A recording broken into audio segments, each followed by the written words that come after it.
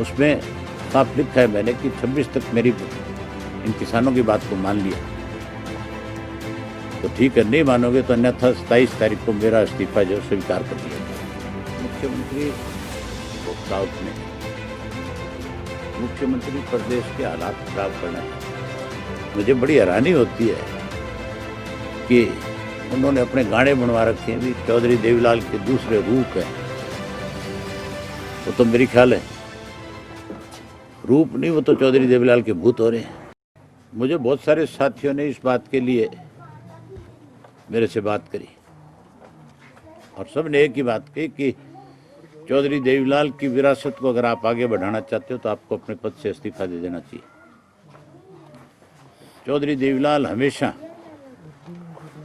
किसान के लिए, कमेरे के लिए, गरीब आदमी के लिए, कमजोर के लिए बड़े से बड़े पद छोड़ देते थे, अपनी कई भी बात को पूरा करते थे। उन्होंने तो अपनी कई बात को पूरा करने के लिए प्रधानमंत्री का पद भी वीपी सिंह को दे दिया था। उन्होंने अनेक बार मुख्यमंत्री के पदों को ठोकर मारी है। मैंने उनसे कहा भी मैं मेरे हल्के के लोगों से बातचीत करके आऊँगा, लोग मुझे अगर जिन्होंने मेरे ऊपर विश्वास व्यक्त किया अगर वो कहेंगे तो मैं 1 मिनट में इस्तीफा दे दूंगा। अब तक 30-32 गांव के लोगों से मिल चुका हूँ, सबका फैसला यही है कि इस्तीफा देना चाहिए। 26 तक अगर बात मान ली तो ठीक है, नहीं मानी तो इस्तीफे की कॉपी मैं आज भी भेज रहा हूँ।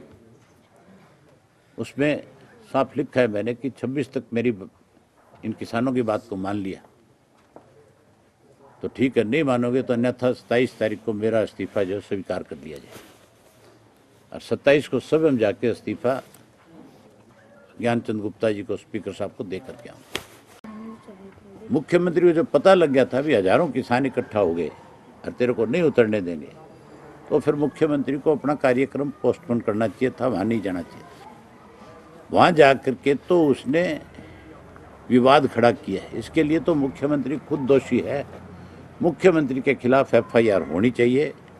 मुख्यमंत्री ने तो इसीलिए कि कहीं कल को तेरे ऊपर उंगली ना उठे इस बात को लेकर के, इसलिए मुख्यमंत्री ने आकर के नाम ले दिया अलग अलग राजनीतिक दलों के,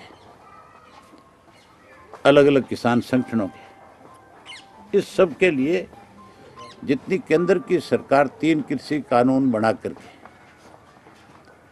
किसान को आंदोलन करने पर मजबूर कर रही है, ये मुख्यमंत्री कहीं उसकी आड़ के अंदर इस प्रदेश को फिर से आग के हवाले करना चाहता है। आप उन्हीं से पूछो कि वो चौधरी देवीलाल के वारिस हैं क्या वो चौधरी देवीलाल की नीतियों को आगे बढ़ाएंगे या चौधरी देवीलाल की नीतियों को इसी तरह बीजेपी के गिरवी रखेंगे। अगर सही मायने में जो अपने आप को ये कहते हैं, मुझे बड़ी हैरानी होती है कि उन्होंने अपने गाने बनवा रखे हैं भी चौधरी देवीलाल के दूसरे रूप है। वो तो मेरी ख्याल है रूप नहीं, वो तो चौधरी देवीलाल के भूत हो रहे हैं।